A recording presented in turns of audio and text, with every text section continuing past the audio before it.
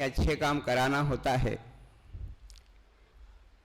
तो परम पिता उन व्यक्तियों को ही चुनता है, उन विभूतों को ही चुनता है, उन महान आत्माओं को चुनता है जिनका पूर्वार्ध में पुण्य संचय होता है,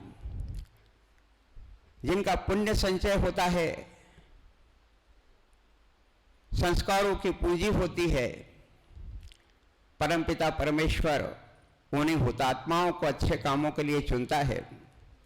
और निश्चित रूप से हम गेगांव के ग्रामवासी इस रूप में बड़े भाग्यशाली हैं, बड़भागी हैं कि हमें परमात्मा ने अपने अच्छे कामों के लिए चुना है। परम पूज्य गुरुदेव ने अपने मिशन के लिए हमको चुना है।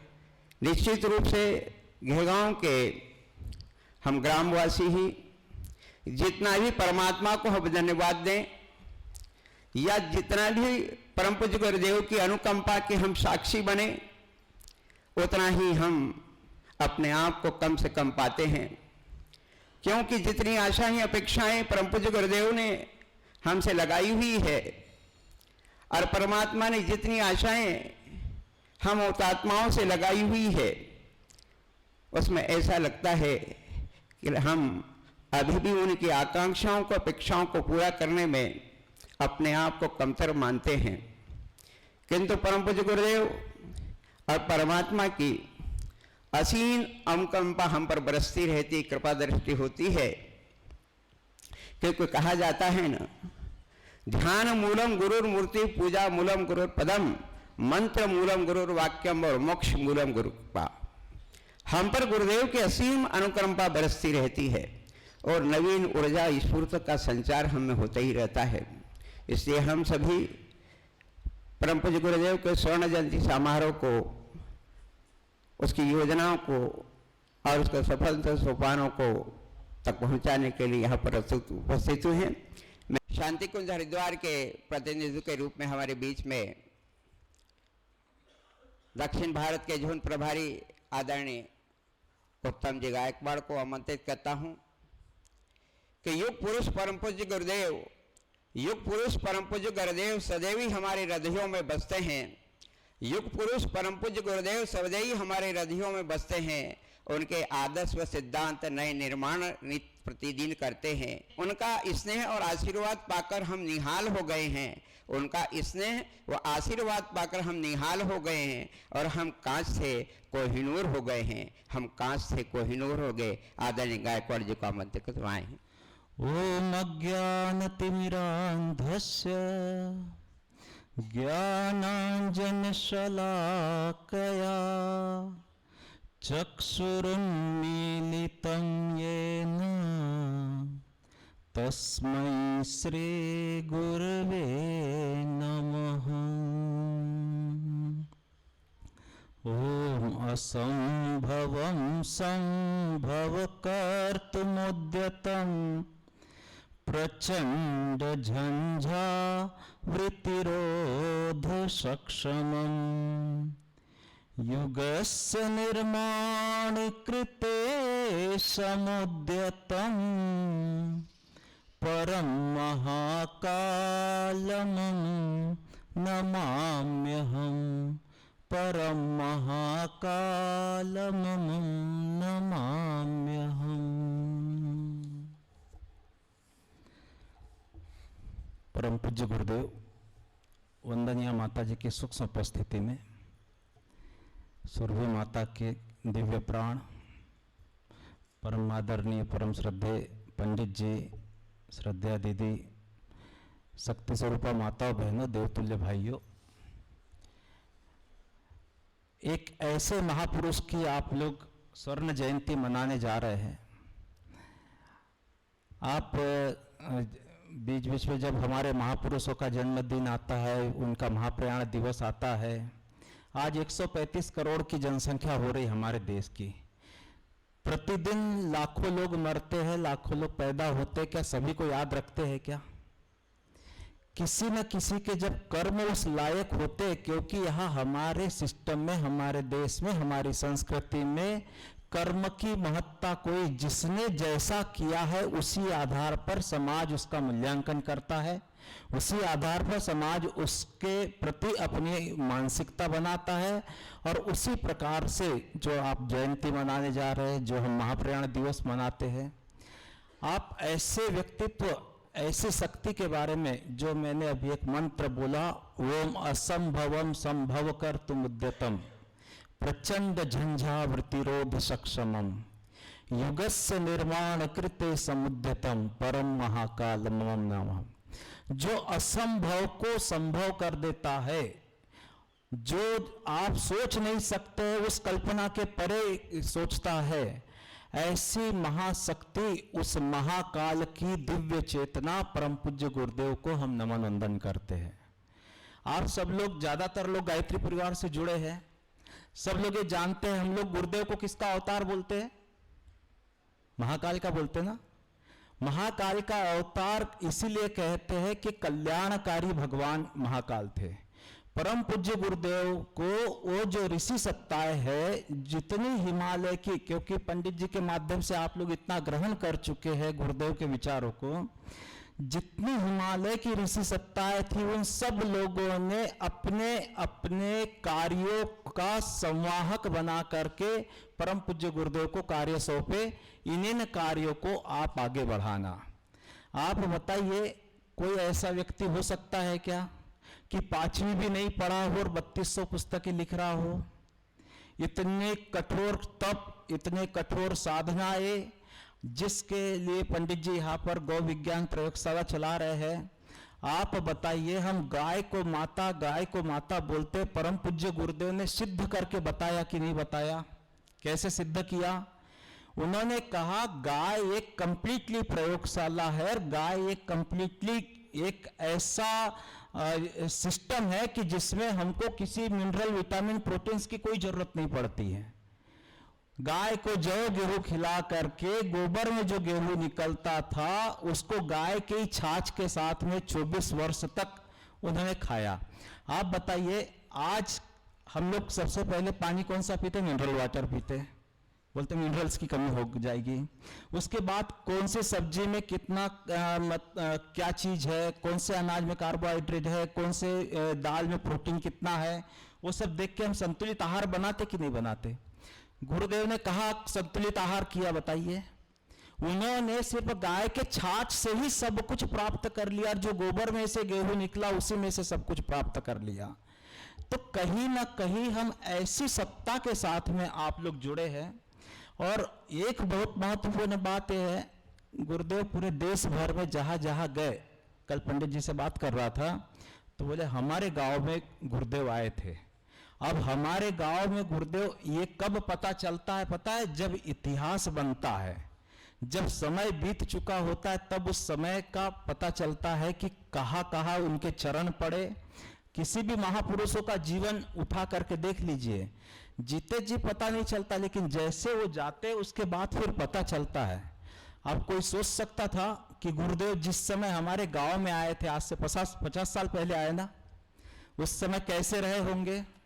कोई सोच सकता था क्या कि इतना बड़ा शांति कुंज बनेगा, इतना बड़ा दिव्य तीर्थ अवलखेड़ा बनेगा, इतना बड़ा हमारा अखंड ज्योति संस्थान बनेगा, हमारा इतना बड़ा जो विश्व कल्याण के लिए विश्वविद्यालय बनेगा? किसी ने कल्पना नहीं की थी। लेकिन उस कल्पना नहीं करने के बावजूद कोई ऐसी शक्ति हमारे बीच में आई, हमको टटोल करके आपके बीच से कुछ ऐसे हीरे मोती चुन करके, और उसने अपने काम के लिए, क्योंकि गुरुदेव क्या कहते थे, बेटा मैं आना नहीं चाहता था धरती पे, मुझे धरती पे भेजा गया है। और जब भेजा गया तो मैंने कहा कि मैं तो ये काम नहीं संभाल सकता। तो ऋषि सत्ताओं ने कहा बेटा आप अकेले नहीं जा रहे हो, बहुत सारी दिव्य शक्तियां, दिव्य आत्माएं आपके साथ धरती पर जा रही है। जब जैसी जरूरत पड़ेगी तब वो आपके साथ में उस टाइम से मिल लेगी और फिर अपने काम में लग जाएगी। आप एक बात बताइए, सभी भाई बहनों को पता है हनुमान जी का जो पहले का समय क्या था?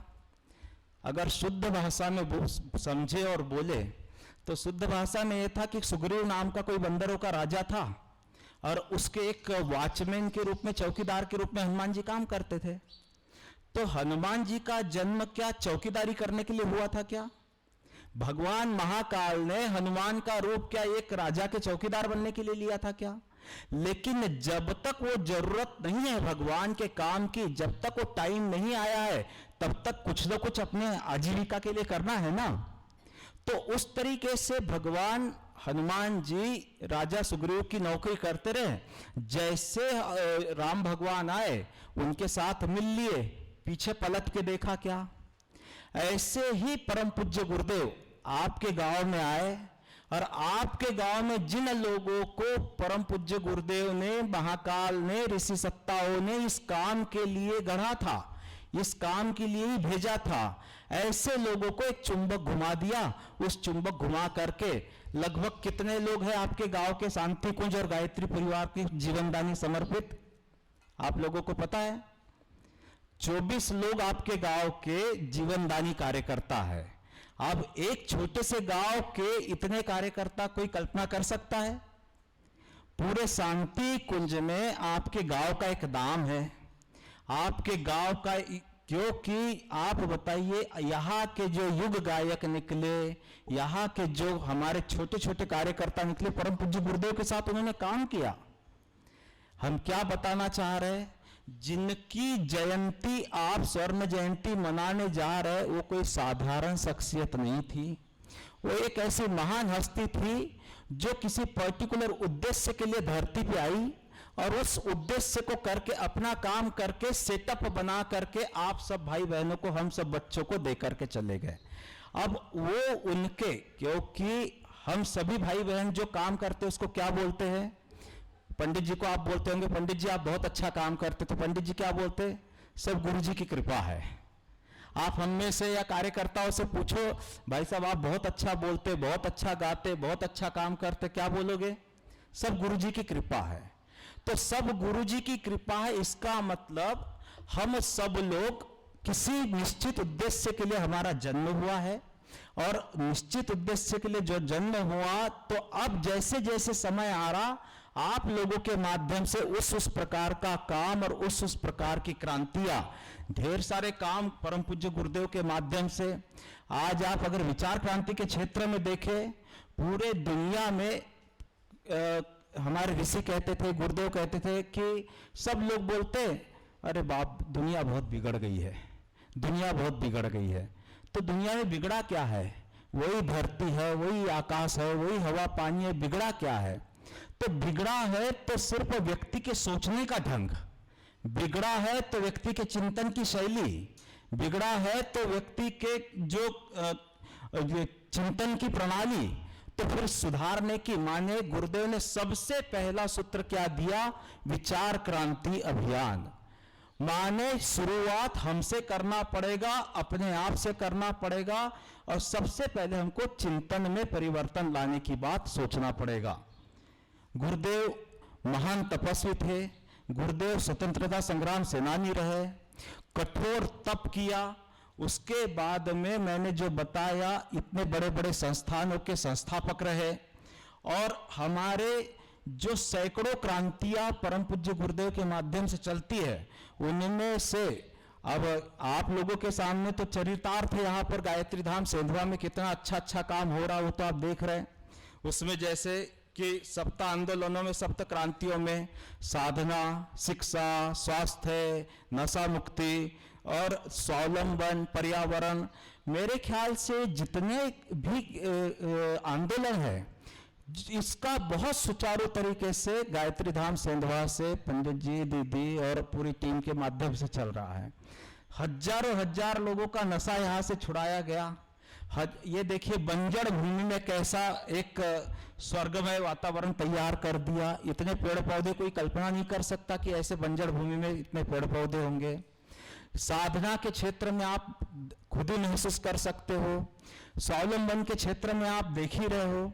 तो सब मिला करके ये है कि हमको जिस काम के लिए परमात्मा ने चुना था, आपके गांव का अंश, आपके गांव की शक्ति और आप सबकी सामूहिक शक्ति उस काम को भली प्रकार से निर्वहन कर रही है। अब आपकी हमारी जिम्मेदारी क्या बनती है आने वाले प्रोग्राम में, क्योंकि मुझे बहुत अच्छे मतलब पंडित जी ने कल बात बताई, जो भी थोड़ा मोड़ा जो आने वाले समय में खर्चा होगा, क्योंकि कोई भी कार्यक्रम बिना खर्चे के नहीं होता, तो पंडित जी बोले थोड़ा थोड़ा अंश सब लोग मिलकर के उसको, जो बाहर लोग काम करते माने जो गांव में रहते उन लोगों पे कम दबाव पड़ेगा, जो बाहर जो दो पैसा कमाते हैं ऐसे लोगों का उसमें ज्यादा अंश लगेगा। हम आपको एक छोटी सी बात बताते, पैसा तो आता है जाता है, लेकिन अच्छे कामों में पैसा उन्हीं का लगता है जिसको परमात्मा चाहता है। अभी बेंगलोर में हमारा गायत्री सेंटर बना, तो गायत्री सेंटर बना तो उसमें जो आईटी के बच्चे जो आपके वहां सॉफ्टवेयर इंजीनियर है, उन बच्चों ने एक एक महीने की सैलरी दी। उन बच्चों ने अपनी एक एक महीने की सैलरी दी, कम पड़ा तो 2-2 महीने की सैलरी दी। उनके पिताजी माताजी हमसे बोलते, भाई साहब ये यहाँ तो 10 रुपए खर्चा नहीं करता था, यहाँ तो गायत्री शक्तिपीठ भी नहीं जाता था, यहाँ तो, लेकिन एक ऐसा प्राण प्रवाह आता है कि जिन लोगों को जिस काम के लिए परम पूज्य गुरुदेव ने उतारा है, किसी को अंशदानी बनाया, किसी को समयदानी बनाया, जिसकी जैसी स्थिति है। अब इस टाइम आपको सबको एकजुट होकर के, संगठित होकर के इतने बड़े कार्यक्रम को, इतना वैसे भी पंडित जी के जितने कार्यक्रम होते सब ऐतिहासिक होते हैं, ये मॉडल बनते हैं। जितने यहाँ गायत्री धाम सेंधवा से जितने भी कार्यक्रम होते हैं वो शांतिकुंज लेवल पर मॉडल बनते हैं, हम लोग पूरे दूर उसका उदाहरण देते हैं। किस्मत से आप लोगों के बीच में आज हमको आने का अवसर मिला, श्रद्धा दीदी जी की तरफ से आशीर्वाद था कि आप लोगों के बीच में ये गोष्ठी अटेंड करने का। एक छोटी सी बात मैं बता करके मतलब कार्यक्रम को आगे बढ़ाना चाहता हूँ। आप एक बात बताइए, किसी प्रकार का संकोच झिझक हमको, जैसे गुरुदेव बोलते थे झोला पुस्तकालय चलाना, गुरुदेव बोलते थे ये छोटे छोटे जो आप आंदोलन चलाना, इसके लिए हमको शर्म झिझक किसी तरीके से नहीं रहना चाहिए। और आप जब परमात्मा के लिए मांगने जाए ना, तो एक महापुरुष, गुरुदेव के गुरु का नाम क्या था पता है आप लोगों को? पंडित मदन मोहन मालवीय जी। पंडित मदन मोहन मालवीय जी ने एक लाइन लिखी है, उसको याद रखना, मर जाओ मांगू नहीं अपने तन के काज, परमारथ के काज में मोहे ना आवे लाज। बोले मर जाएंगे लेकिन अपने लिए नहीं मांगेंगे, लेकिन धर्म के लिए, परमार्थ के लिए मांगना है तो भीख भी मांगना पड़े तो उसमें हमको शर्म नहीं आएगी। कि काशी विश्वविद्यालय बनाने के लिए पूरे देश भर से पंडित जी चंदा इकट्ठा कर रहे थे, तो पूरे देश भर से जब चंदा इकट्ठा करे तो हैदराबाद भी गए। हैदराबाद में मुसलमानों का शासन था, निजाम का शासन था, तो निजाम के शासन में वो गए, उन्होंने कहा कि साहब काशी विश्वविद्यालय बनाने के लिए चंदा लेने आए हैं। तो उन्होंने कहा पंडित जी आपको शर्म नहीं आई? मैं एक मुसलमान शासक हूं और आप हिंदू विश्वविद्यालय बनाने के लिए चंदा मांग रहे हैं। उन्होंने कहा साहब वो भारत के कल्याण के लिए बन रहा।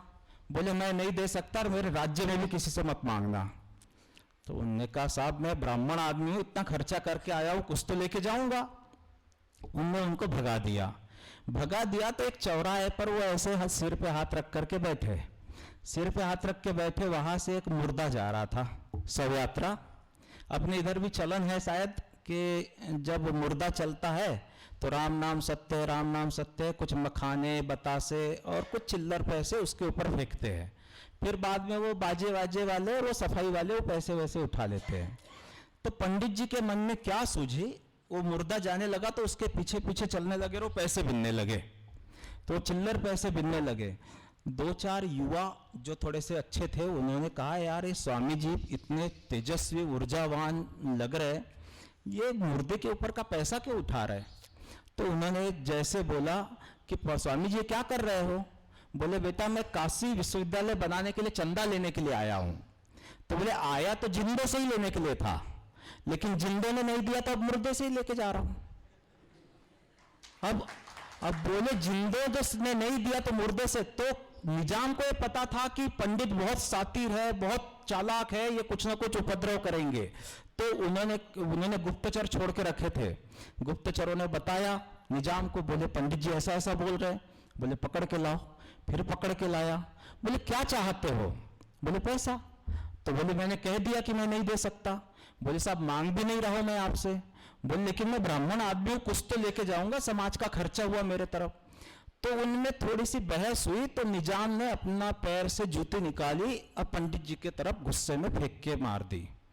पंडित जी ने वो जूता कैच किया और जूता ही लेके चले गए। अब बाहर जूता लेके चले गए, उसी चौराहे पे खड़े हो गए।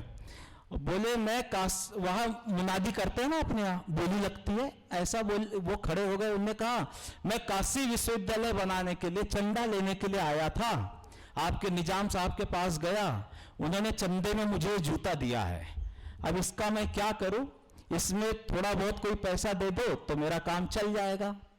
अब वो निजाम का जूता था तो साधारण लेदर का तो नहीं होगा ना, उसमें हैदराबाद के कुछ मोती होती तो जड़े ही होंगे ना, कुछ एक आध डायमंड तो चिपकाया ही होगा ना उसमें। तो उस समय जैसे आज क्रिकेटरों के जैसे दीवाने होते, वैसे उस समय निजाम के बड़े बड़े दीवाने लोग थे। उनने निजाम के जूते को, अब वहां बोली लगने लगी, क्योंकि पागलों की कमी थोड़ी होती दुनिया में। उन्होंने कहा 5,000, 10,000, 15,000, 20,000, 50,000। मैं क्यों बता रहा हूं ये बात? अब गुरुदेव बोलते थे बेटा जब समाज की सेवा के लिए बाहर निकलोगे तो अपनी इज्जत, अपना स्वाभिमान को खूंटी पे लटका के ही बाहर निकलना। आप अपनी इज्जत पोस्ट लेकर के बाहर निकलेंगे तो भगवान का काम कर ही नहीं सकते। तो वहां बोली लगने लगी तो 2 लाख, 3 लाख, 5 लाख तक बोली पहुंच गई। अब गुप्तचरों ने जाके निजाम को बताया, बोले साहब वो पंडित ने तो आपकी बेइज्जती कर डाला। तो बोले क्यों? बोले आपके जूते की नीलामी हो रही वहां पे। बोले पकड़ के लाओ। फिर पकड़ के ले गए। बोले क्या चाहते हो? बोले पैसा। बोले नहीं दे सकता मैं। बोले मांग भी नहीं रहा हूं साहब। बोले मेरा जूता वापस करो मेरे को। बोले साहब ब्राह्मण आदमी हूं, कोई चीज दान में मिल गई उसको वापस नहीं कर सकता। बाहर इसकी कीमत 10 लाख रुपए लग गई है, थोड़ा बहुत ज्यादा दे दो तो तुम ही खरीद लो। और आपको पता है निजाम का जूता निजाम को ही 11 लाख में बेचा पंडित जी ने। हाँ, अब उस दिन उन्होंने एक लाइन कही, मर जाऊं मांगू नहीं अपने तन के काज, परमारथ के काज में मोहे ना आवे लाज। बोले फिर भगवान के लिए मांगना है तो फिर नहीं, अरे कौन जाए ओके घर पे, वो जबरदस्ती एथन में बात करता है, वो 50 रुपया देने में मतलब चट्टासन, अरे भाई 50 तो दे रहा, 100 रुपया तो दे रहा कम से कम, नहीं अपने से मांग तो कुछ नहीं रहा उसके बदले ना।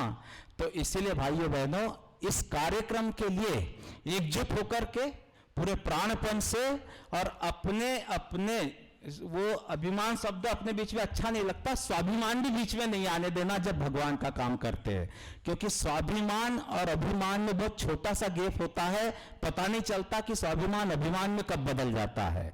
तो हम सब मिलकर के इस कार्यक्रम को खूब अच्छे से और सुचारू रूप से संचालित करेंगे।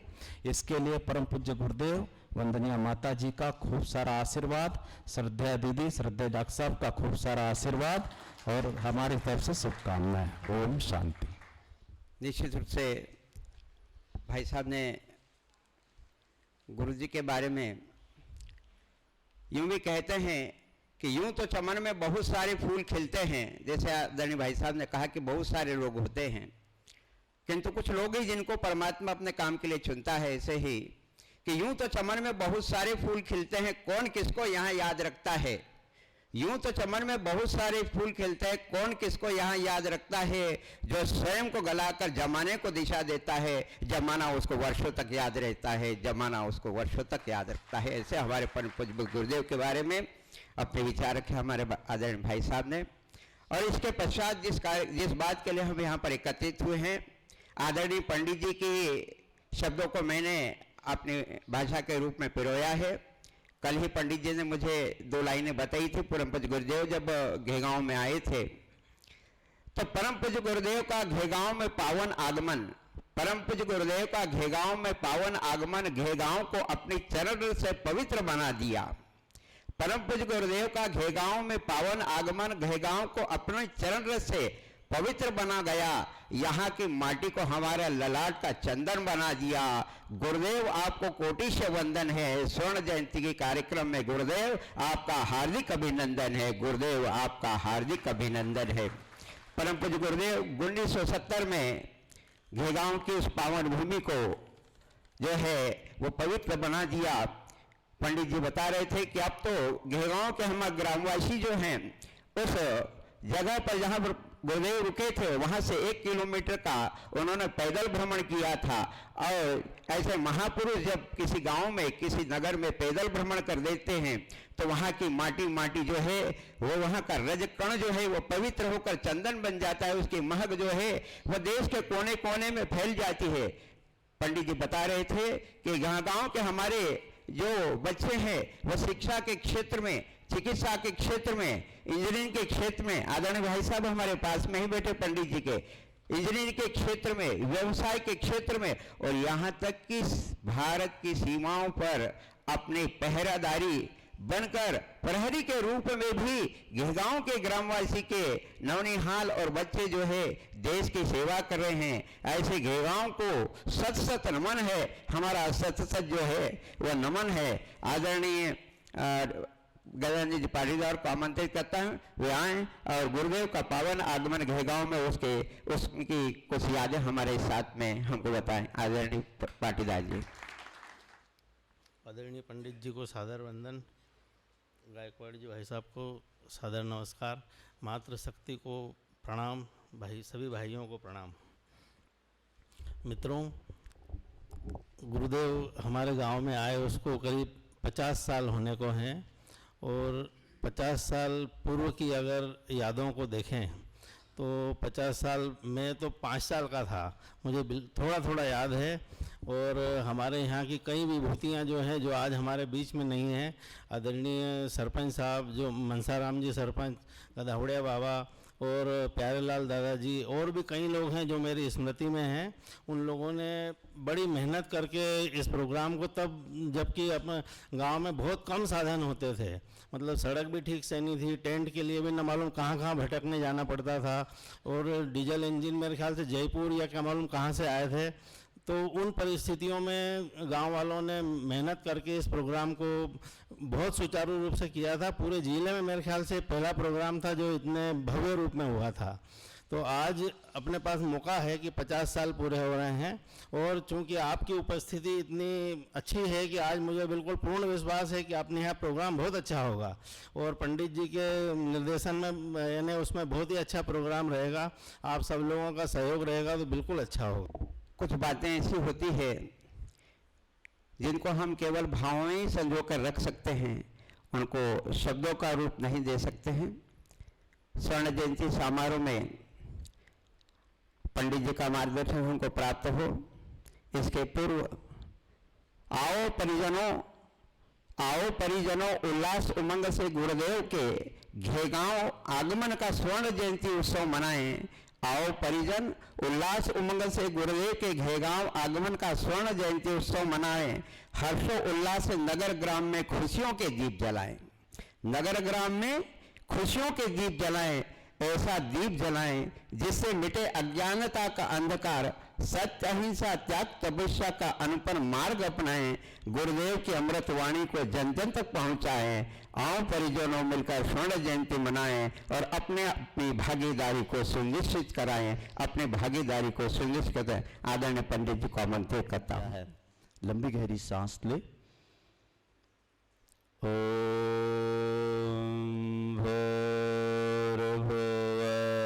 स्वः तत्सवितुर्वरेण्यं भर्गो देवस्य धीमहि धियो यो नः प्रचोदयात्। व्यासाय विष्णुरूपाय व्यासरूपाय विष्णवे नमो वे ब्रह्मनिधे वासिष्ठाय नमो नमः। नमोस्तुते व्यास विशाल बुद्धे पुल्लारविन्दाय तपत्र नेत्र। येन त्वया भारततैलपूर्ण प्रज्वालितो ज्ञानमया प्रदीपः प्रज्वालितो ज्ञानमया प्रदीप। सूक्ष्म रूप में विराजित हिमालय की ऋषि सत्ता कामधेनु गौमाता सुरभि के चरणों में अखंड चरण वंदन। ऋषि युग्म की पावन संतानों के रूप में हम सब का आज गायत्री धाम की तपोभूमि में आगमन। इस होली पर्व पर, कई होली पर्व के बीच में एक भाई दूज भी आती है, एक दीपावली के बाद भाई दूज आती है और एक होली के बाद भाई दूज आती है। आज हम सब भाई बहन इस होली पर्व के बाद भक्त ध्रुव की कहानी और भक्त प्रहलाद की कहानी और हिरण्याक्ष का अत्याचार, ये हम सब जानते हैं कि अनीति अत्याचार एक सीमा तक अपना वर्चस्व भी दिखाते हैं, अपनी सिद्धियों का कहीं न कहीं ध्वंसात्मक उपयोग भी करते हैं। लेकिन जब समय रहते हुए अवतारी सत्ता शुभ और श्रेष्ठ कार्यों के लिए जब वो अपनी दृष्टि से देखती है तो फिर वो अवतार लेकर के नए सृजन का कार्य करती है। हर युग में अलग अलग अवतार आए थे। आज हम सब लोग परम पूज्य गुरुदेव की महाप्रज्ञा के साथ एक युग निर्माण की अवतार लीला के अंग अवयव हैं। मैंने कई महात्माओं के बारे में, गुरुओं के चरित्रों के बारे में पढ़ा तो उन्होंने लोगों को या तो शिष्य बनाया या चेला बनाया या भगत बनाया या फिर वो स्वामी बने और उनको दास बनाया। लेकिन एक निहायत ईमानदार व्यक्ति धरती पर आए जिन्होंने हम सबको क्या कहा, बच्चों मैं आपको अपना अंग अवयव मानता हूं। और उन्होंने इतनी बड़ी बात कही कि जब आप जागते हो तो मुझे ऐसा लगता है कि मैं जाग रहा हूं, और जब आप दौड़ते हो तो ऐसा लगता है कि मैं दौड़ रहा हूं, और जब किसी सजन कार्य के लिए आप संगठित होते हो तो ऐसा लगता है कि ब्रह्मांड के सारे देवी गुणों को मैं एक छत के नीचे देख रहा हूं। आज कुछ ऐसा ही दृश्य यहाँ महसूस हो रहा हम सब लोगों को। भाई बहनों, मैं आपको एक घटना से पहले ध्यान आकर्षित करूंगा। किसी भाई ने मेरे से प्रश्न पूछा था, पंडित जी मैं तो आज पहली बार आया यहाँ, ये सब कुछ आश्चर्य हो रहा है। मैं छोटी सी घटना बता दूंगा ताकि आपको समाधान हो जाएगा कि ये क्या है। 1970 में जब गुरुदेव घेगांव आए थे उस समय मेरी उम्र 4 साल की थी। मैंने पूरा कार्यक्रम को, भैया ने तो थोड़ा भी समझा भी, वो तो उतना भी नहीं मैंने समझा, लेकिन वो 4 साल की उम्र के बच्चे को माँ ने अपनी लाइन में लग करके कन्याशाला में गुरुदेव दोपहर के समय मिलते थे गांव वालों से। मेरी माँ भी चली गई उंगली पकड़ करके। गुरुदेव ने उनकी उंगली से छुड़ाया, गोद में बिठाया और एक लाइन कही थी, बोले मेरा मेवा है, मेरा काम करेगा। उस 4 साल की उम्र में मेरा नाम संतोष था। यहाँ जो पुराने लोग हैं मेरे मोहल्ले के, वो मेरे को कई लोग संतोष नाम से पहचानते हैं। तो 4 साल तक की उम्र तक मेरा नाम संतोष था। और फिर जैसे ही गुरुदेव ने कहा कि मेरा मेवा है तो मेरी माँ ने कहा मेरा तो लाल है गुरुजी। तो गुरुदेव ने जोर से हंस करके कहा था, अच्छा अगर आप इसको मेवा लाल बोलना। तो माँ के शब्द और गुरु के शब्द मिलते हैं तो मेवा लाल बनता है। और संतोष को समाप्त करके और फिर नए सृजन के लिए मेरी 10 साल की उम्र थी और कक्षा 6ठी में मैं पढ़ता था। और मेरी माँ ने मेरे को कहा, बोले गुरुजी के फोटो मेरे घर में भी नहीं थे, रेवाराम दादी गुजर के घर में थे, और वहां दिखाई गुरुजी के फोटो ऐसे खादी का कुर्ता पहना हुआ और जैकेट पहना हुआ, लंबा तिलक लगा हुआ। बोले गुरुजी बोले इनकी गोद में तेरे को बिठाया था। उस समय में मेरी माँ से पूछता हूँ, मैंने कहा कि माँ इन्होंने क्या कहा? बोले तेरा नाम इन्होंने ही रखा, तेरा नाम। वो गुजर मोहल्ले में सब मेरे को संतोष बोलते थे। तो मैंने कहा कि इनका क्या काम है? कहे कि मैं नहीं पहचानते। आप आश्चर्य करेंगे, मेरे को 9 रत्न मिले। फिर मेरी माँ मेरे को गायत्री मंदिर ले गई। परम सदैव बाबूलाल जी महुवाड़ा और परम सदैव प्यारे लाल जी भावसार और सदैव हमारे मनसाराम जी गोलवाड़िया और गौड़ी समाज के हमारे कड़वा दादी गौड़ी और सदैव पूनम चंद जी गुप्ता सर। और उसी स्थान पर मेरी माँ ने उनसे मिलवाया। ये होटले पे सब लोग बैठे थे, मुझे पूरी घटना याद है। बोले बाबा हन ये मेरे बच्चे को आप भी कुछ बताना, यहाँ आप क्या करते हो? कहीं नहीं है, काय बताओ? तुम्हारा नाना दादी नाई जाता था, इस शाम को 6 बजे जाता था। तो कहे कि ये नावी दादी के साथ इसको ये झाड़ उनको पानी देना पड़ेगा यदि कभी यहाँ आएगा तो। बोले कहीं भी करा दो एक गुरु जी को काम। तो कहीं की बाल्टी उठा, कहीं की कुआं पे से पानी खींच, इस पे झाड़ में पानी डाल। बाबूलाल दादा बोलते थे हाँ मंदिर खोलूंगा, बाहर की झाड़ू निकाल। तो मेरी शुरुआत गायत्री परिवार में पेड़ को पानी देने से, झाड़ू निकालने से शुरुआत हुई। और जब मैं सेंधवा आया, शांति कुंज में 1984 में जीवन दान हुआ। अगली पढ़ाई मेरी बाकी रह गई। मैंने पुणे में फिर नेचुरोपैथी डॉक्टर की पढ़ाई करी। इलाहाबाद विश्वविद्यालय से आयुर्वेद का विशारद का कोर्स किया और अपनी पढ़ाई करता रहा। और एक ठेले के अंदर सोता था और उस ठेले में सुबह गुरुदेव की किताबें लेकर के गांव में लोगों को पढ़वाने के लिए ले जाता था सेंधवा में। इतनी गरीबी थी कि दिन में 10 किलो मक्का को यदि किसी के हाथ में देख लो तो आदमी की हत्या कर दी जाती थी। ऐसी गरीबी में इस क्षेत्र में मैं जंगलों में गया, आदिवासियों के बीच में, और वहां पैदल जाना, पैदल आना, कभी 2-2 दिन तक नालों में से निकलना।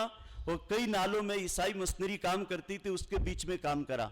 एक आदमी को ऐसे ही दया आ गई, बोले तुम इतनी दूर जाते आते हो, कभी एक सप्ताह में वापस आते हो। बोले मेरे पास एक साइकिल है, साइकिल से काम हो जाएगा आपका, चले जाना।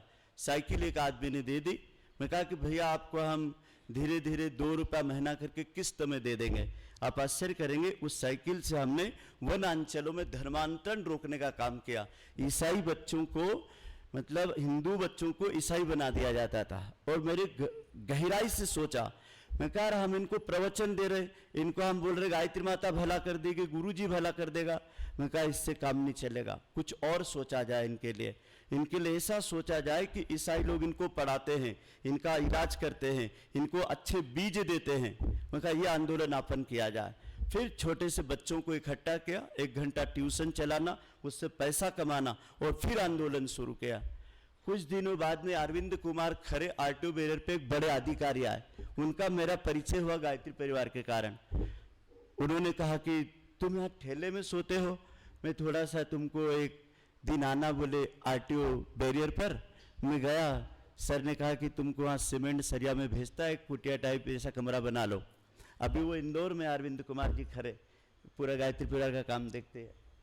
तो मेरे पास कोई व्यक्ति भी नहीं था, तो प्रेमचंद यादव मेरा छोटा सा मित्र था, उसको मैंने घेगांव से बुला लिया। मैं कहा प्रेमचंद तू आ जा यार यहाँ, तेरे को मैं काम पे लगा दूंगा। वो आ गया। उसने फिर राधे श्याम भाई को भी बुला लिया। तब हम एक लकड़ी के तख्त पर एक कंबल में तीनों सोते थे, और बीच में मैं सोता था, दोनों तरफ पे राधे श्याम भाई और प्रेमचंद सोता था। पंकज ने एक वीडियो फिल्म बनाई, तो उसमें वो फोटो डाला, तो मेरी आंखें भर आई उस दिन को याद करके कि यदि आदमी की नियत हो तो एक कंबल में भी, एक खटिया में भी 3 लोग रह सकते हैं। और यदि नियत ना हो तो बंगलों में भी माँ बाप के लिए जगह नहीं मिलती है। यदि नियत ना हो तो बंगलों में भी माँ बाप के लिए जगह नहीं मिलती है। आज उन बच्चों को मैं देखता हूं, उनके पूरे परिवार यहाँ सेट हो गए, अच्छे अच्छे पक्के मकान बन गए। छोटे छोटे झोपड़ों का मेरे हाथ से मैंने भूमि पूजन करा, उनका मकानों में उनके रहने की व्यवस्था हुई। वही अधिकारियों को बोल करके उनके वहाँ नौकरियां लग गए। और आज कम से कम 20-25 परिवार हम यहाँ सेंधवा में बसते, घेगांव के। और कभी कभी रामशाम होती, कभी ये लोग मेरे से मिलने आते हैं। मेरी ज़्यादातर बाहर प्रवास रहता, जाता नहीं जाता। मैं घेगांव से जब निकला था तो 3 रुपया और घेगांव के गायत्री मंदिर की माटी हाथ में लेकर के निकला था, और बरू फाटक से ट्रक में बैठ करके सेंधवा आया था, क्योंकि मेरे पास भाड़ा भी नहीं था ट्रक वाले को या बस वाले को देने के लिए। देखो गुरु कृपा। रास्ते में मैंने ट्रक वाले से पूछा, मैंने कहा भैया क्या हुआ भाड़ा? बोले आपसे क्या लेना, 5 मिनट आपसे जो बातचीत करी इससे लगता है कि आपसे पैसा नहीं लेना है। मैं इतना खुश हुआ क्योंकि मेरे पास भाड़ा था भी नहीं देने के लिए, लेकिन पूछा इसलिए कि मानवता के नाते पूछ तो ले। अब 3 रुपए की जगह 4 रुपया मांगता तो कहां से देता, और 3 रुपया मांग लेता तो मैं सेंधवा में कदम रखता तो मेरी जेब खाली होती। जैसे उतरा और गायत्री मंदिर में गया तो वहां जैसे गया तो वहां कोई भी नहीं मेरे को मिला। एक आदमी से मैंने पूछा, जिस आदमी ने बुलाया वो कहे कि वो 12 दिन बाद आएगा, उनका कोई रिश्तेदार शांत हो गया, वो राजपुर गया। आप आश्चर्य करेंगे, फूटी हुई एल्यूमिनियम की तपेली में चावल उबाल करके 12 दिन तक खाए। 12 दिन बाद वो बंदा आया, वो फिर क्या बोलता है, बोले आप देखो आपके हिसाब से, बोले यहाँ तो कोई आता जाता नहीं, यहाँ कोई दान भी नहीं आता और कोई लोग भी नहीं आते, आप देखना। बाजू में शंकर मंदिर है, उसके ओटले पे बैठ के काम करना। जब इसका काम शुरू किया हमने तो नटवर भाई, शिवराम भाई, जयंतीलाल भाई, रोहिदास भाई, इनको मैंने बुलाया घेगांव से। मैं कहा तुम आओ सर वहाँ काय करांगे यार वहाँ। मैं कहा आओ तुम अपन वहाँ कहीं न कहीं भजन कीर्तन करांगा, यज्ञ करांगा, आसपास आदिवासी लोग ने के इकट्ठा करांगा। इनको रात भर दिन भर मैंने रोका। ये लोग आए, ढिकड़ा जो उनमें सोए, पत्थर उनमें सोए, न कहीं गादी थी न कहीं इनको खाने को खिलाया, क्योंकि था कुछ नहीं, नुक्ति थोड़ी सी बना दी थी, यज्ञ कर दिया, इनको भी प्रसाद दिया, ये लोग इनके चले गए, हम अपने काम पे लग गए। ये पूरे क्षेत्र में अंडे और मुर्गी बिका करते थे। रोड के ऊपर बोर्ड नहीं लगाया, बोर्ड लगा दूंगा तो मैं फंस जाऊंगा कि यहाँ अंडे मुर्गी बिकते हैं क्या।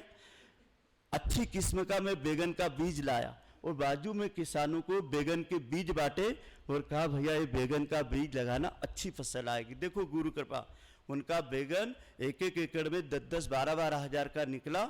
और वो आदिवासी आज सब्जी की खेती करते, गौ पालन करते, एक भी आप कोई दारू नहीं बनाता, न मुर्गे अंडे का व्यापार करते हैं और न बकरी पालते हैं। और अब वो अपनी सब्जी सेंधवा बेचते हैं, दूध सेंधवा बेचते हैं। युग परिवर्तन इसी का नाम है भाइयों बहनों। आज यहाँ वनांचल की 100 कन्याएं जिनके माता पिता पढ़ा नहीं सकते, ऐसी बेटियों पर हम 25,000 रुपया साल का गौ माता खर्च करती, 1 रुपया उनके माँ बाप से नहीं लेते हैं कि खाना कपड़ा लत्ता VIP व्यवस्था। अच्छी छात्रावास में भी क्या पढ़ेंगे। भैया ने जब बच्चों को मेरे देखा तो इनकी आंखों में आंसू आ गए।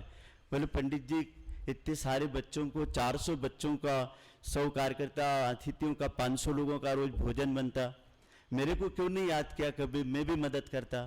मैंने इनको उत्तर दिया, मैं कहा भैया क्या होता है, 1.5 करोड़ रुपया साल का हम खुद ही कमा लेते हैं। 1.5 करोड़ रुपया हम साल का खुद कमा लेते हैं और उसको राष्ट्र के कल्याण में लगा देते हैं। और बाकी जो बचता है तो ऐच्छिक दान आता है। अभी भैया देख रहे थे, कभी अमेरिका से फोन आता, कभी लंदन से फोन आता, बोले भैया 50,000 रुपया हम भेज रहे हैं, 25,000 रुपया भेज रहे हैं, 10,000 भेज रहे हैं, अच्छे काम में लगा देना। मैंने कहा कि मैंने तो केवल एक भागीरथ की तरह गंगा को लाने का प्रयास किया, लेकिन अब वो गंगा ये बन गई है कि अनेक लोगों का बिन मांगे यहाँ सहयोग मिलता है। और ये 35 एकड़ का तंत्र, जहाँ कन्या गुरुकुल, बच्चों का गुरुकुल, राष्ट्रीय स्तर का नेचुरोपैथी केंद्र, जहाँ 12 राज्यों के लोग चिकित्सा लेने आते हैं। यहाँ पर साधना के शिविर चलते, नशा मुक्त के शिविर चलते, आरण्य गुरुकुल के संस्कारों के शिविर चलते हैं। ये महान परंपरा को देख करके लोग कहते हैं, सद्या डॉक्टर साहब जी चिन्मय भैया कहते हैं कि भैया जिस माटी से आप आए हो उस माटी की सुगंध को गुरुदेव ने अपने प्राणों से सींचा है। और जैसे भैया ने जो 24 लोग बोले थे, आपके ध्यान में नहीं आए होंगे, लेकिन देखो मैंने 24 लोगों के नाम बनाए, कौन कौन जीवन दानी है। और इनकी फिर इनके साथ इनकी पत्नियों के नाम जोड़ देना तो 24 हो जाएंगे। ये जीवन दानी लोग है, सर्वश्री गोविंद जी पाटीदार जी, लक्ष्मी चंद जी राठौड़, नानू राम जी सेन, जगदीश जी पांडू, श्री नरेंद्र भाई, महेश भाई राठौड़, मेवालाल जी, डॉक्टर SL पाटीदार जी भोपाल, कैलाश चंद्र जी विश्वकर्मा बड़वानी, फिर लक्ष्मी राम जी भावसार और पंकज पाटीदार और रजनी बहन। आप आश्चर्य करेंगे, यह हमारी रजनी बहन जो भावसार है, सद्य बंसी भाई की धर्म पत्नी। आप लोग आश्चर्य करेंगे, जब गुरुदेव ने 24 बेटियां देश से मांगी थी तो हमारे गांव की एक बेटी देवकन्या में गई थी, रजनी बहन। और वो बेटी ने गुरुदेव के साथ 3 साल तक तप किया माता जी के साथ। माता जी को छोड़ के गुरुदेव हिमालय चले गए थे और कहा था कि ये जो देवकन्याएं मैं दे के जा रहा हूं, ये देवकन्याएं इस मिशन को आगे बढ़ाएंगे। तो ये वो जीवनदानी लोग हैं। इनकी फिर पत्नियां 10 लोग ये, और इनकी पत्नियां 20 और 4 लोग ये बाहर। सद्य डॉक्टर SL पाटीदार जी को यदि आप सामान्य समझते हो, लेकिन जैसे ही गायत्री धाम हमने बनाया, इसी प्रकार से सद्य पाटीदार जी ने भोपाल से आगे इमलिया करके एक जगह है, वहां पर 28 एकड़ जमीन पर इसी प्रकार का एक आरण्यक तीर्थ बनाया, जहां 450 गौवंश रहता है। आप में से कोई जाके भी आए होंगे, उनका भी अखंड प्रचंड पुरुषार्थ हम लोगों की तरह ही है। तो घेगांव की माटी में कुछ ऐसी विशेषता थी जिसने ऐसे नवरत्नों को घड़ा है। सदैव महादेव दादा जी मनभाव, जिनको आप लोग अच्छे से जानते हैं, जिन्होंने अपना परिव्राजक काल इतना शानदार बिताया कि जीवन साधना के लिए जब शांति कुंज से अखंड ज्योति में आया तो मैं उनको बुजुर्गों को धन्यवाद देता हूँ। बुजुर्ग पीछे बैठते थे और मेरे को बोलते तुम निर्देश दो, और मैं एक कागज पे लिख करके मैं निर्देश देता था। कृष्ण काका जी तो कई बार खेत में से आते थे तो देखते थे क्या ये छोटा सा बच्चा निर्देश दे रहा है कुंडली जागरण के मंत्रों का, और ये बाकी लोग साधना कर रहे हैं। तो आप आश्चर्य करेंगे, मोती घड़े जाते हैं लेकिन सीप का मुंह खुला होना चाहिए। बातें सुनी जाती है लेकिन कानों से नहीं, अंतःकरण से।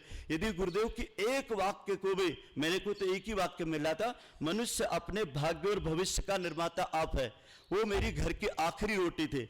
कक्षा 7वीं में मैंने घर छोड़ दिया और गायत्री मंदिर में मैं रहने लग गया। भावला दादी गुजर के डब्बे भरना और उसके बदले वो 10 पैसा एक गाड़ी का मुझे देता था, उससे मैं पढ़ाई करता था। पैसा कम पड़ने लगा, मैंने गांव में सब्जी बेची, मैंने गांव से दूध इकट्ठा किया और सेगावा दूध डेयरी पर दूध बेचा।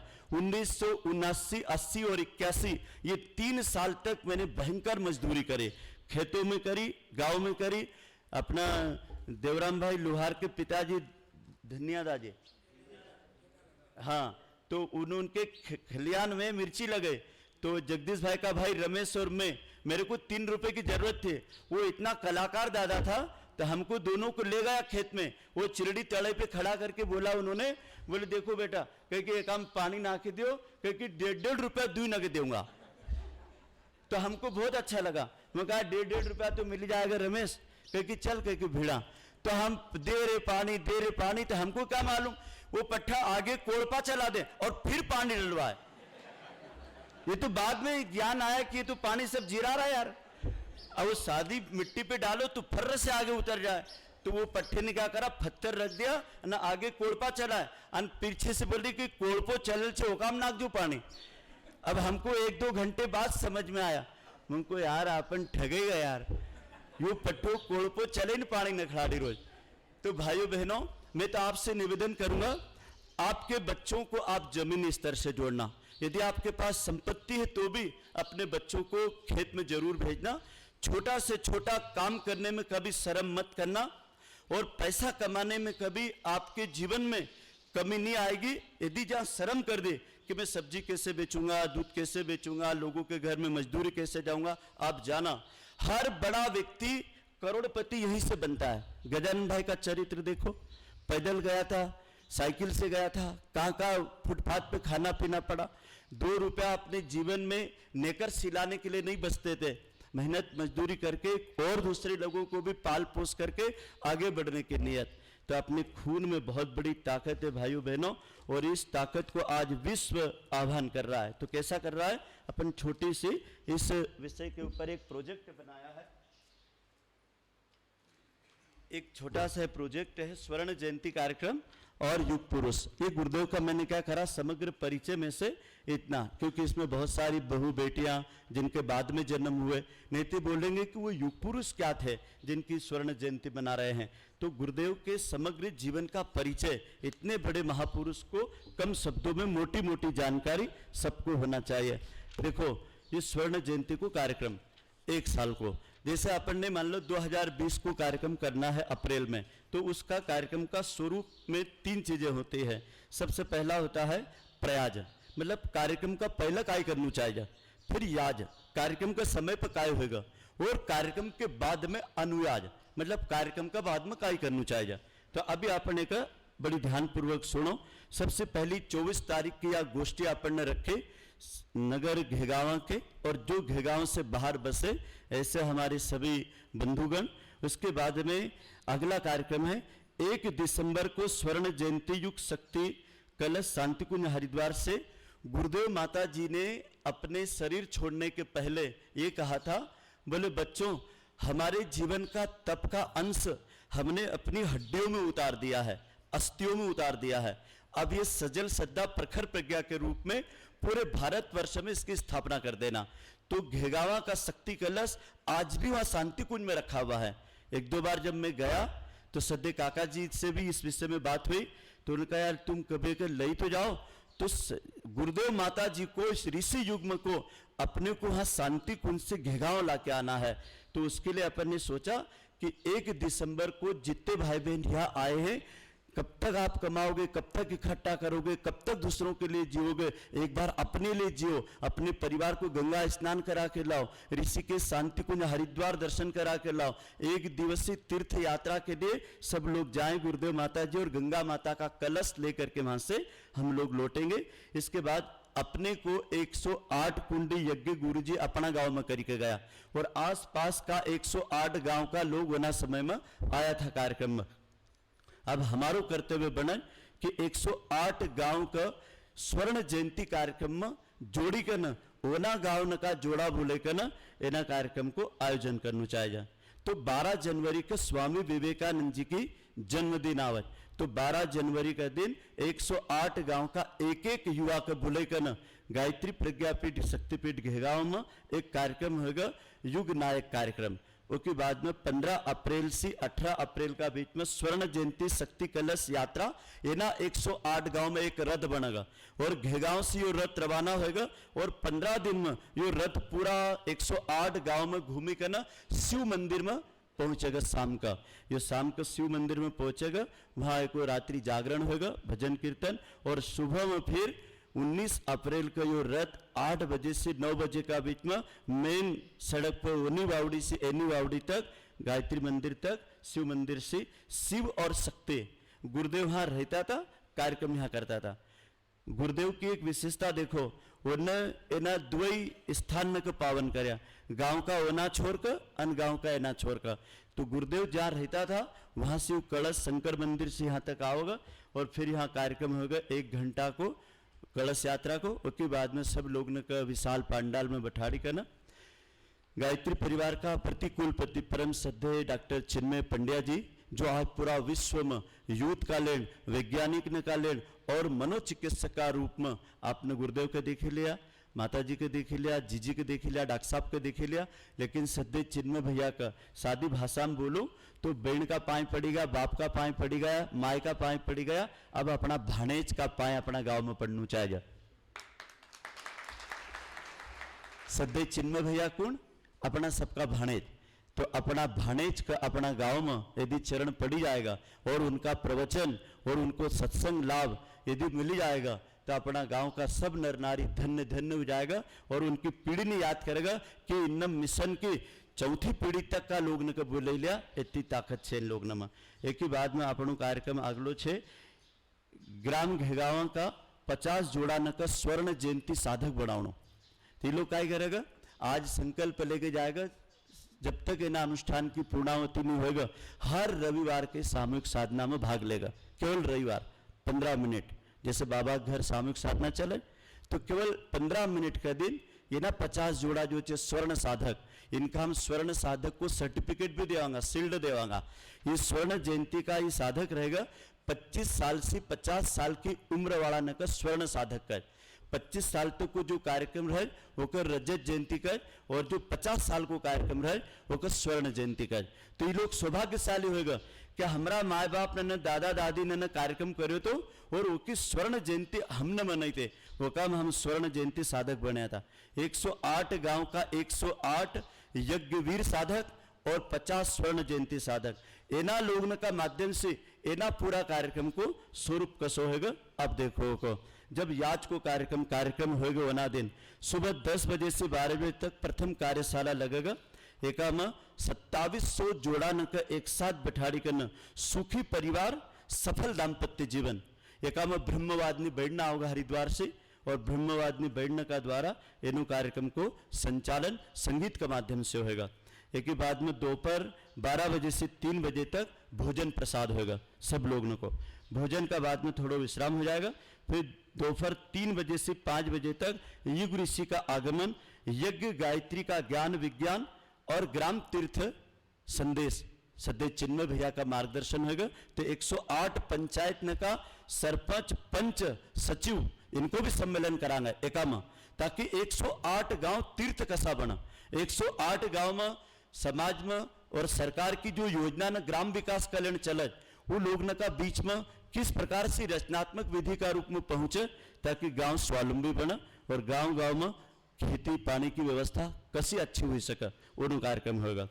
एक ही बाद में शाम का रात्रि को कार्यक्रम 7 बजे से 9 बजे तक स्वर्ण जयंती 5100 वेदी दीप महायज्ञ, मात्र श्रद्धांजलि, श्रद्धा संवर्धन, संकल्प समारोह और फिर नुक्ति को प्रसाद बनेगा। लास्ट में वो प्रसाद वितरण होगा। 108 गांव में 5000 गायत्री मंत्र लेखन पुस्तक लिखाएगा और 2700 मोलश्री का मतलब लक्ष्मी तरु का पेड़ 108 गांव में मतलब एक गांव में 25-25 पेड़ एक एक जोड़ा कर एक एक पेड़ देवांगा, निःशुल्क देवांगा। जो आओगे 200 का को एक पेड़, लेकिन उनका सबको निःशुल्क देवांगा। ये ना पेड़ के लगावना से एक ही पत्ती, एक का फूल, एक ही छाल और सदा हरित रह जो। हमारा आश्रम में जय जवान जय किसान को जो आंगन हमने बनायल छे ऋतु मेला को अफा देखी सको 24 एना पेड़ फर्स्ट क्लास फर्शीट का अंदर लगायल छे और वो हमने 1300 रुपया में एक एक पेड़ मंगायो हैदराबाद से। तो वो ना पेड़ मंगाई करना लक्ष्मी तरु स्वर्ण जयंती की स्मृति में 108 गांव में 2700 को 4 में गुणा कर देंगे तो 108 बन जाएगा। तो गुरुदेव कहता था किसी भी यज्ञ का चतुर्थ अंश पर्यावरण के लिए होना चाहिए, ताकि वो यज्ञ कुंड तो समाप्त हो जाएगा, लेकिन ये पेड़ 24 घंटा यज्ञ करेगा और यो पेड़ अक्षय पेड़ है, यो कभी जड़ से समाप्त होतो नहीं और एक फल भी कोई खाई ले तो ओका में इतनी ताकत छे कि किसी भी प्रकार की रोग बीमारी दुखता दांत दर्द ठीक कर दे। एक पत्ती ने कोई यदि जूस पी ले आदमी तो नहीं शक्ति ने एसिडिटी गैस कई पेट संबंधित बीमारी ठीक कर दे। तो इतनी बड़ी यह शक्ति को पेड़ 2700 पेड़ 108 गांव में ना प्रसाद का रूप में देवांगा। कार्यक्रम की जब अपन विदाई करांगा तो लोग ना खाली हाथ में भेजांगा। हर घर में लक्ष्मी तरु जाएगा और अपने खेत ने की मेड़ पर खलियान पर अपना खड़ा नम कई भी होकर रोपित करेगा। एक ही बाद में अनुयाज को कार्यक्रम बड़ो महत्वपूर्ण है। सद्य गजानंद भाई और जो बाहर लोग रहते मैं उनका ध्यान आकर्षित करूंगा। भाई बहनों, हम सबका एक बड़ा कर्तव्य है कि अपने गांव के जितनी पीढ़ियां हैं इनको संभालने की जिम्मेदारी हमारी होती है। बड़ा भाई उसको कहते हैं जो छोटे भाई बहनों का ध्यान रखे। यदि हम कुछ बने हैं तो इनको भी अपने समकक्ष लाना है आने वाली पीढ़ी को। तो एक कारण एक कार्यक्रम बनायल छे। नंबर 1, यज्ञ तो खत्म हो जाएगा, लोग चली जाएगा, सब कार्यक्रम हो जाएगा, टेंट वालों ले जाएगा, भंडारा वालों ले जाएगा, सामान वालों ले जाएगा। अब हमको क्या करना है? गांव को संभालने के लिए 2026 तक ना 108 गांव में सामूहिक साधना चलती रहेगी 15 मिनट की। और हम गांव का लेन एक असो अक्षय भोग निधि कोष की स्थापना करांगा। ये ना कार्यक्रम सी पाई पाई जो भी बचेगा वो आवक जावक को आपको हिसाब देवांगा और जो भी धेलो पैसों बचो वो गांव की समिति बनेगा ना। और जो हम भार रहवान ओका 10 लोग ओका में परामर्श समिति में रहेगा और इन्हीं अक्षय भोग निधि से गांव का बच्चा को एजुकेशन और गर्भवती बहन को कुपोषण निवारण और गर्भ से अच्छा बच्चा पैदा कसा हो वो प्रशिक्षण कार्यशाला। और छोटा बच्चा जो कहीं भी आप भणावता होगा, लेकिन गर्मी की छुट्टी नम और रविवार का छुट्टी का दिन तो कुल की 16 अध्याय की बाल संस्कार शाला की एक कार्यशाला घेगांव में चलती रहे, जेका कारण अपना बच्चा न को पारिवारिक संस्कार। अभी हमारी एक बंबई की बहन आयली छे जो बाल संस्कार शाला बंबई में चला हुआ, वो अभी आपका बच्चा न को ट्रेनिंग दे रहे। अभी आपकी ट्रेनिंग अलग चली रही और आपका बच्चा ने क्यों अलग ट्रेनिंग चली रही। वो जब बच्चा आपको मिलेगा तो बताओगा कितनी अच्छी बात ने बढ़ने बताए।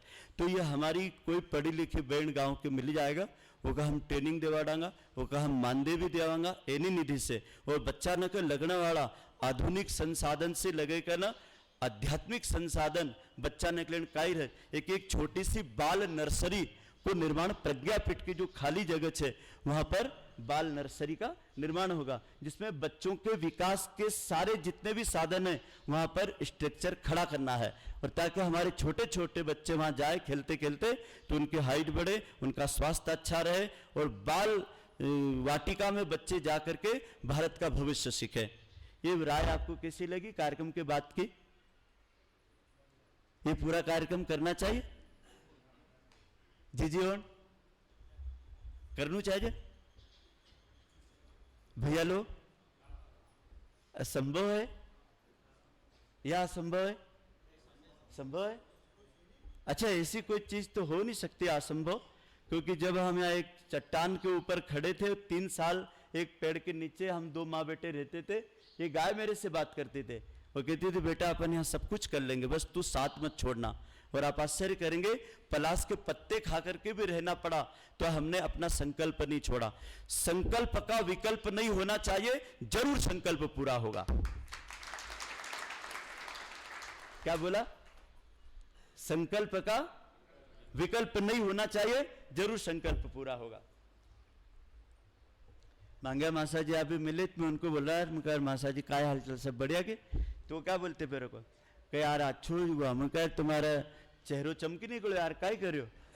तो क्या बोलते 1500 रुपया तो कह कि फल खाई गो, कह हूं न बड़ी बात कह कि या कर दी मना, कह कि बीड़ी का मन आसी छोड़ी, तो कह क्या वो हाथ नहीं लगाओ, तो कह तो कह कि तुम मग क्या करता था। तो आपसे निवेदन है कि आप लोगों ने जिस श्रद्धा विश्वास से इतने बड़े आयोजन को सुनने के लिए इतनी दूर दूर से आप लोग आए हैं, तो अपन एक छोटो सो प्लान कर ले संकल्प को। देखो कुछ भी नहीं करना है, कोई भी कार्यक्रम दान से नहीं होता है, ध्यान रखजो। काय बोलो मना? दान से नहीं होता है, अंश दान से होता है। क्यों गायकवाड़ जी? अपने मिशन में क्या परंपरा है? अंशदान। दान की परंपरा गायत्री परिवार में नहीं है। एक करोड़पति सेठ जी ने मेरे कहा, बोले पंडित जी 50 लाख रुपया दूंगा, मेरी माँ के नाम से चिकित्सालय बना दो। मैंने मना कर दिया, मेरी माँ ने मना कर दिया, वो नहीं, हम दान नहीं लेते हैं, हम अंशदान लेते हैं। और अंशदान क्या कहते मालूम है? आज से कार्यक्रम की पूर्णाहुति तक 10 रुपया कौन निकाल सकता है, उसे अंशदान कहते हैं। आज से कार्यक्रम की पूर्णाहुति तक 50 रुपया कौन निकाल सकता है, आज से कार्यक्रम की पूर्णाहुति तक 100 रुपया कौन निकाल सकता है। सबकी हैसियत अलग अलग है, कोई 10 रुपये वाला है, कोई 50 रुपये वाला है, कोई 100 रुपये वाला है। अब जो किसान भाई बहन यहाँ बैठे हुए हैं, उनसे अनुरोध है, मेरे पास ऐसे ऐसे किसान है, उदाहरण में दे सकता हूँ। संतोष भाई बैठे लिखी वाले, आप आश्चर्य करोगे, मैंने केवल एक गोष्ठी लिखी में ली थी मोठापुरा में, और किसानों को ऐसे भावना में मैंने बोल दिया, मैं कहा अपने घर जो भी फसल पकती है तो कुंटल पीछे 1 किलो आप दीन दुखियों के लिए अलग निकाल देना। 10 कुंटल पका 10 किलो निकाल दीजो, 50 कुंटल पका 50 किलो निकाल दीजो। कोई एक फसल वर्षा ऋतु की, एक फसल आपकी शीत ऋतु के, तो आपके यहाँ 2 फसल जो लेते हैं वो 2 बार निकालेंगे, कुंटल पीछे 1 किलो। मान लो आप कपास पैदा करते हैं, मिर्ची पैदा करते हैं, गेहूं पैदा करते हैं, ज्वार मक्का पैदा करते हैं, आपकी जो नियत हो। आप आश्चर्य करेंगे, मेरे बचपन में मैं गेहूं की रोटी देखने के लिए साकिर भाई जो है सेठानी माई के यहाँ रोटी मांगने आता था, तो मैं ओटले पे से गेहूं की रोटी देखने जाता था। मैं सही बात बता रहा हूं कि गेहूं की रोटी कैसी होती है, क्योंकि मैं ऐसे गरीब घर में पैदा हुआ था कि गेहूं की रोटी मेरे घर नहीं बनती थी, मेरे घर में ज्वार की रोटी बनती थी।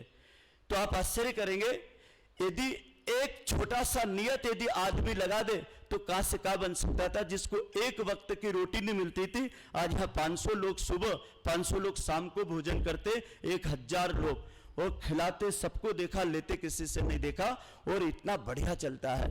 तो हमारे पास में क्या है, सब अंडरग्राउंड लोग हैं। कहीं आता है गेहूं डाल के चले जाता है, कोई दाल डाल के चले जाता है, कोई मिर्ची डाल के चले जाता है। सिरवी लोग जुड़े हुए हैं, पाटीदार लोग जुड़े हुए हैं, इधर पार तरफ के पाटीदार जुड़े रहे, इधर महाराष्ट्र के जलगांव, भुसावल, नंदुरबार, इधर के महाराष्ट्र के लोग जुड़े हुए हैं। तो वो लोग कोई चावल डाल जाता है, कोई गुड़ डाल जाता है, कोई घी तेल के डब्बे छोड़ जाता है। भगवान के यहाँ कभी कमी नहीं रहती है, और वो सब वही लोग हैं अंशदानी। एक व्यक्ति बोल रहा था, पंडित जी मेरी बहन की शादी करना है, मेरे को मकान बेचना है, वो सेठ तुम्हारी पहचान का है, तुम्हारे कहने पर वो खरीद लेगा। उसको मैंने बोला तो उसने कहा मैं पंडित जी से पूछूंगा ये जगह कैसी है। उन्होंने बोल दिया तो बोले मैं खरीद लूंगा। बोले, मैंने उसको बोला, मैं कहा तू क्यों बेच रहा है? कि बेटी मेरी बहन की शादी करना है। मैं कहा तेरी बहन की शादी भी हो गई, तेरी दुकान भी रहेगी, तो ऐसा कर तू जो भी कमाता है उसका एक अंश पहले ग्राहक की बचत को एक कलश में डाल, और तू उसको किसी भी श्रेष्ठ कार्य में निकाल के लगा दे। आप आश्चर्य करेंगे, आज 1 साल का 2 लाख रुपया वो यहाँ दान करता है, और यहाँ भोजनालय में हर साल के 2 बड़े भंडारे उसकी तरफ से कराता है। और अभी 20 करोड़ रुपए की जमीन उसने खरीदी एबी रोड के ऊपर, और सौदा कहाँ कराया? गायत्री धाम में। वो जमीन जिसकी थी उसको यहाँ भेजा। बोले मैं नहीं करूंगा, मैं तो केवल तेरे को जो हाथ तय होगा वो पैसा दूंगा। कौन आदमी की मैंने बात बताया? जिसने अंशदान निकाला वो आदमी आज करोड़पति अरबपति बना। मेरी एक नियत है कि आप सब लोग अंशदानी बनो, दान मत देना कोई। इसमें से जिसकी जो सामर्थ्य है 10 रुपया निकालने की, तो केवल कार्यक्रम की पूर्णाहुति तक 10 रुपया निकालो रोज। एक महीने का कितना हो जाएगा?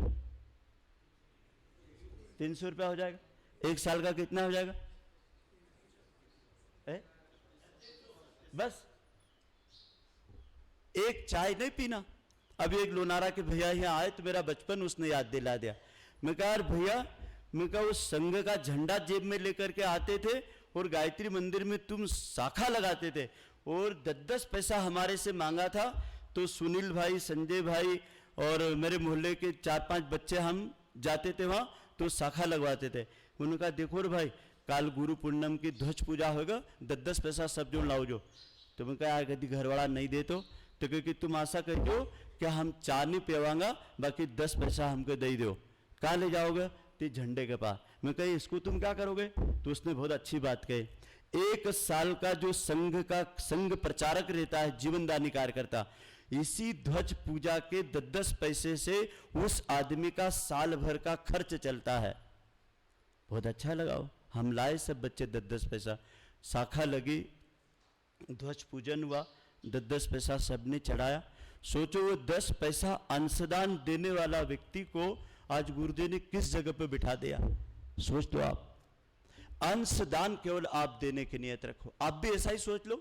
अब पंडित जी को 20 साल हो गए, अभी तक धरती पे भोजन नहीं करा, करोड़ों रुपया कमाता है, मेरे नाम से 1 रुपया तुमको धरती पे नहीं मिलेगा। यदि कोई माई का लाल बता दे सेंधवा के किसी बैंक में भी मेरा खाता नहीं मिलेगा, मेरे नाम से धरती पे कोई 1 इंच जमीन नहीं मिलेगी। इतना बड़ा त्याग करने वाला व्यक्ति यदि आपसे कह रहा है तो इसमें कोई दम है। आपको केवल अंशदान निकालने का आज संकल्प लेना, मन ही मन लेना है और हृदय की गहराइयों से लेना। बहनों को भी लेना, बहनों को ये संकल्प लेना है कि हम साल की 2 साड़ी नहीं खरीदेंगे पूर्णावती तक। तो 2 साड़ी की बचत कितनी होती होगी? 1000-1100 रुपया तो हो सकती होगी। 500-600 की साड़ी थी, इतनी बैंड बैठी, कोई की कम है नहीं, एक बैंड की साड़ी।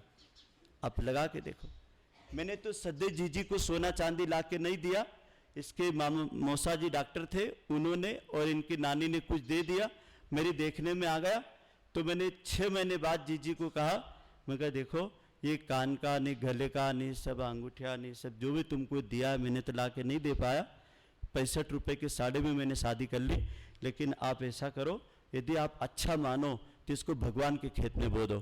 तो बच्चों का गुरुकुल बना, तो हमने इनके सोने को पूरा बेच दिया और गुरुकुल की नींव भरवा दे। अब देखो दीवारों के भी कान होते हैं, किसी को भी नहीं पता लगा, लेकिन जिस सेठ जी को हमने बेचा तो उसको बताना पड़ता है कि क्यों बेच रहे हैं, तो बता दिया था उसको, उसने किसी को बोल दिया। तो 4 सेठ मेरे पास आए और क्या बोलते, पंडित जी जब तक कि गुरुकुल का निर्माण चले अब तुम कुछ भी मत करना, सरिया सीमेंट टाइल से जो भी लगे हमको बोलना, हमारी फैक्ट्री से आएगा और हम ही इसको पूरा बनवा देंगे। सत्कर्म की इतनी बड़ी महक भी होती है, सुगंध भी होती है। आपका कार्यक्रम इतिहास में नाम लिखने लायक बनेगा कि साहब घेगांव का कार्यक्रम हुआ था तो किसानों ने कुंटल पीछे 1 किलो अनाज दे के कार्यक्रम करवाया था, दान नहीं दिया था। भगवान का हिस्सा दिया था, कुंटल पीछे 1 किलो गेहूं दिया, कुंटल पीछे 1 किलो कपास दिया। अभी हमारे यहाँ करीब 300 कुंटल गेहूं और 3 कुंटल लगभग मिर्ची, ये तुम्हारे निमाड़ के किसान लोग आकर के देते हैं। मोटापुरे से, लिखी से, आजंदी से, ये सब गांव-गांव से लोग गाड़ियां भरते हैं, गंधावड़ से, और यहाँ छोड़ करके जाते हैं। और वो सब वही है अंशदानी। वो लोग कहते हैं कि जहाँ हम 10-10, 15-15 कुंटल पकाते थे, कहते हैं कि कोई गरीब कन्या खाएगी, कोई गरीब बच्चा खाएगा, जैन साधु संत खाएंगे, इतने अतिथि खाएंगे। और यहाँ दाना बच भी गया तो जमीन पे गिरता है तो चिड़िया खाती है, और हाथ में रह जाता है तो गाय खाती है। ये वो जगह है, एक एक दाने का यहाँ उपयोग होता है। तो आपके इस कार्यक्रम में 2 टाइम का भोजन बनेगा। अपन 7 जगह पर ज्यादा लोग बसते हैं, मैंने ऐसा दिमाग लगाया, 7 जगह कहाँ कहाँ है, एक सेगावा, खरगोन, सेंधवा, बड़वानी, धामनोद, इंदौर और भोपाल, ये 7 जगह पर अपन बसते हैं। सबसे ज़्यादा यहीं पे लोग रहते हैं, घेगांव के लोग। बाकी फिर जैसे विजय भैया खंडवा रहते हैं, एक एक 2-2 लोग रहते हैं। बाकी जिस जगह पे 10-20 25 लोग मिल जाएंगे घेगांव के, तो ये 7 जगह है। अच्छा, ये कौन है भैया? सेंधवा का कौन है? बबलू पाटीदार, खड़ा हो इधर। ये हमारे बबलू जी पाटीदार, सेंधवा के संयोजक। खरगोन से कौन आया भाई? खरगोन से, खरगोन इधर आओ भैया। भूपेंद्र भैया, ये खरगोन के संयोजक। हम 7 जगह के 7 संयोजक बनाते हैं। और बड़वानी से कौन आया भैया? बड़वानी, आओ लखन भैया, ये बड़वानी के संयोजक। धामनोद से कौन आया? आओ भैया, धामनोद वाले इधर आओ। और इंदौर से कौन आया? गजानंद भाई, गजानंद भाई खड़े हो जाओ। अभी हम पहले संयोजक बनाते हैं। भोपाल से कौन आया? भोपाल के संयोजक, अपन भोपाल के संयोजक के रूप में जगदीश भाई को, विवेक को बनाएंगे भाई। जगदीश भाई, विवेक, हाँ, अभी अपन उनके लिए 1 मिनट का मौन करेंगे। कल बात हुई विवेक भाई से, तो सदे डॉक्टर साहब का स्वास्थ्य थोड़ा गड़बड़ है। बड़ा हीरा आदमी यार भैया, उनका सुन करके अच्छा नहीं लगा मन को। मतलब भूख नहीं, प्यास नहीं, सुख नहीं, दुख नहीं, गाय के लिए, गरीब के लिए क्या योजनाएं चले उन्होंने। देश के अंतिम व्यक्ति के लिए वो बंदा जिया है। मतलब उनके लिए तो पूरे घेगांव के आंसू निकलना चाहिए। एक चंद्रशेखर भगत सिंह क्या होता है, सदर डॉक्टर साहब का जीवन है वास्तव में। बड़ा कमाल का व्यक्तित्व। रात दिन यही सोचते हैं। 7 शिविर तो मेरे भोपाल में उन्होंने करवाए, बुला बुला के। इमिलिया के आसपास 40 गांव में गौग्राम तीर्थ पदयात्रा निकलवाए। राष्ट्रीय अंतर्राष्ट्रीय गौ विज्ञान शालाएं लगे उन्होंने। अब देखो हमारे गांव हो गए ये तेलों। अब घेगांव का संयोजक देखो, मैं 3 बच्चों को बुलाऊंगा। चिरंजीव, पंकज भाई, राकेश भाई प्रजापति और भाई कांतिलाल जी, ये तीनों आ जाए बच्चे। देखो इनके लिए जोरदार ताली बजाओ, क्योंकि ये 3 भाई मेरे पास पहली बार आए। और ये 3 बंदों को मैंने मेरी ध्यान कुटिया में वहाँ बिठाया। और इन 3 भाइयों से मैंने कहा, देखो बेटा अपने को ऐसा ऐसा। इनकी बात मेरे को अभी भी याद आती है।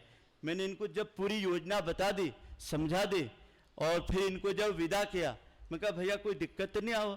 तीनों ने एक साथ बोला, नहीं नहीं, बोला अच्छो काम से। बोलो तो गुरुजी करेगा, हम तो चिट्ठी लेने जा ही रहा है, क्योंकि सब लोग आवागा कह के ये भैया लोग बोले।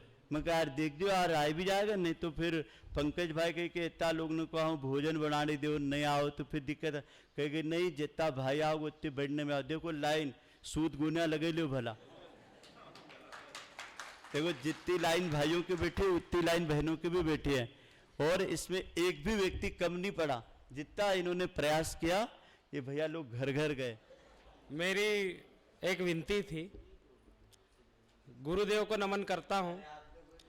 जो रूपरेखा बनी है इस कार्यक्रम की, कहीं ना कहीं थोड़ा सा मुझे ऐसा लग रहा है कि 2020 में निश्चित रूप से स्वर्ण जयंती मनाने हम जा रहे हैं, परंतु पंडित जी की उपस्थिति भी हमारे बीच ग्राम घेगांव के उस पावन धरा पर हो, इस पर भी विचार मंथन किया जाए।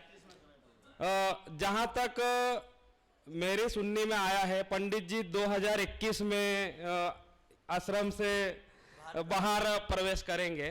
तो चूंकि हम 2020 में यह स्वर्ण जयंती मनाने जा रहे हैं, तो पूरे घेगांव वासियों का ऐसा मत है, जहां तक रुझान आया, कि उस कार्यक्रम में आपकी उपस्थिति भी हो।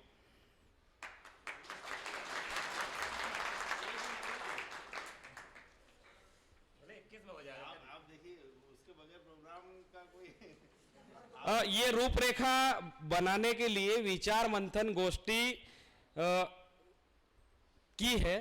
तो विचार मंथन गोष्ठी का अर्थ ये है कि सभी इस कार्यक्रम की रूपरेखा पर विचार मंथन करें। तो हमारा विचार मंथन आपके साथ ही है। तो निश्चित रूप से आप आश्वासन हमें दिलाइए कि यदि 21 में भी संभव हो सके तो हमें अधिक समय इस कार्यक्रम को करने के लिए भी मिल जाएगा, क्योंकि ये कार्यक्रम निश्चित रूप से हमें करना है। रूपरेखा आज से ही जो समय है वो वही रहेगा। रूपरेखा आज से ही प्रारंभ होने जा रही है। उपस्थित माताओं एवं बहनों, आप सब यहाँ पधारे। इस कार्यक्रम को सफल बनाने के लिए, इसके लिए बहुत बहुत धन्यवाद। और मैं आशा करता हूं कि सभी लोग अपने तन मन धन से इस कार्यक्रम को सफल बनाने में सहयोग करेंगे। हमारे यहाँ ग्राम घेगांव से जितने भी लोग बाहर गए हुए हैं, मतलब अपने अपने स्तर पे अच्छा मुकाम हासिल करा, और आज भी गांव में एकता और संगठित लोग हैं। बाहर रहने के बाद भी गांव से जुड़े हुए हर कार्यक्रम में भाग लेते हैं। आज एक ही ग्रुप बनाने के बाद 15 दिन में इतने लोग इकट्ठे हो गए, उसके लिए सभी को धन्यवाद। सूक्ष्म रूप से उपस्थित परम पूज्य गुरुदेव परम वंदनीय माता जी की श्री चरणों में प्रणाम करते हुए आज ग्राम की समस्त मातृशक्ति और सभी देवतुल्य भाइयों को नमन करते हुए बहुत अच्छी योजना यहाँ से बताई गई। चूँकि ग्राम घेगांव पहले से ही देवग्राम रहा है और जिस भूमि में स्वयं भगवान के पैर पड़े हो, वहाँ की भूमि कोई साधारण भूमि नहीं हो सकती। वहाँ की भूमि में इतनी ऊर्जा है और वो निरंतर बनी रहेगी। आज परम श्रद्धेय पंडित जी द्वारा उस अग्नि को पुनः प्रज्वलित करने के लिए इस कार्यक्रम का आयोजन किया गया। हम सभी भाई बहन इसमें प्राणपन से, तन मन धन से पूरा सहयोग देंगे और हम तो आज ही से जुड़ जाएंगे इस नवयुग के संकल्प में। मैं ऐसा आश्वासन देता हूं और यथाशक्ति जो भी होगा वो पूरा करूंगा। धन्यवाद। आज हमारा ये महागठबंधन है, हम इसे महागठबंधन बोलेंगे। क्यों? क्योंकि आज यदि देखा जाए तो ग्राम घेगांवा के ही गुरुजी हैं तो ग्राम घेगांवा के, अतिथि हैं तो घेगांवा के, सुनने वाले हैं तो घेगांवा के, और कैमरे वाले हैं तो घेगांवा के। तो ऐसा गठबंधन कभी नहीं होगा और इसी गठबंधन को हम देखेंगे किसी महायोग बोला जाएगा। यदि ऐसा महायोग है तो हमारे कार्यक्रम में कोई कमी नहीं होगी। यदि कार्यक्रम 2020 में भी होता, 2021 में होगा और महान कार्यक्रम होगा, क्योंकि गठबंधन ऐसा हुआ है, योग ऐसा बना है। हम कहते हैं कि योग अच्छा हो तो हमारे कार्यक्रम सफल हो गया। इसी प्रकार से आज योग अच्छा है तो कार्यक्रम जरूर सफल होगा, ऐसी हमारी एक आशा है। और मेरे भाइयों से नम्र निवेदन है कि जो भी भाई यदि दान देता है तो मन से दान दे और अंश दान के रूप में दान दे। और हम तो कहते हैं कि अभी से ही हर महीने की तरीके से, हर महीने यदि हमारी सैलरी 10,000 है तो हम 1,000 रुपये पर मंथ हम इस कार्यक्रम के प्रति अभी से इकट्ठा करते रहें। तो अभी समिति नहीं बनी हो तो अपने घर में इकट्ठा करें, लेकिन इस अंशदान में हमारा योगदान जरूर हो और इस कार्यक्रम को हम जरूर सफल बनाएं।